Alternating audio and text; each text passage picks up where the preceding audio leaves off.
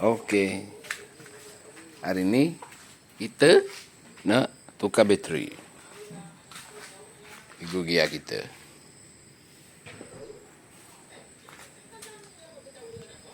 Kedudukan bateri bawah ni. Ni bateri dia. Okey.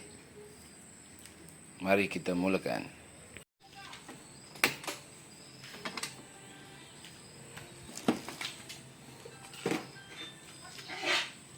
Ni kedudukan bateri dia. Ni kedudukan bateri dia. Okey, mari kita buka. Kabel panjang. Ni nama ibu gear. Motor ni sudah naik.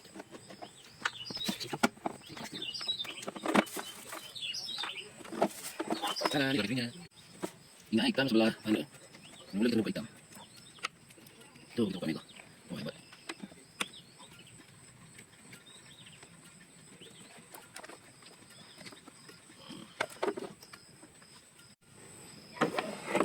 Jangan ni. Kita tengok dulu. Sama tak? Sama besar. Saya sama besar. Okey lah. Saya sama besar. Kita boleh teruskan untuk menukarnya.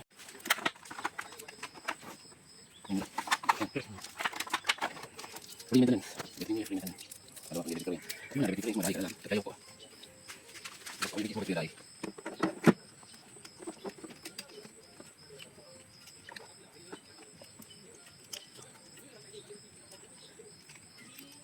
Ini jangan lupa.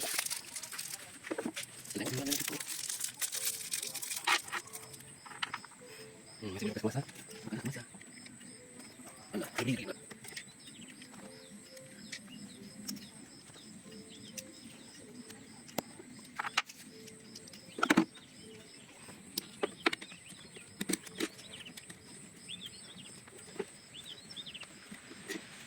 Baik. Ada lagi. Hitam pula. Ni kuliah. Sekolah bateri. Dia panjang. Betul? Okey, mari kita start engine dia. Kita cuba. Wah, bateri baru cantik.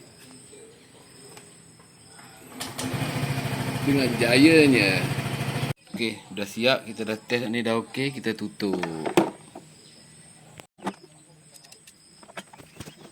Biar tak pun. Tak boleh. Pasti je. Mana? Yang hitam.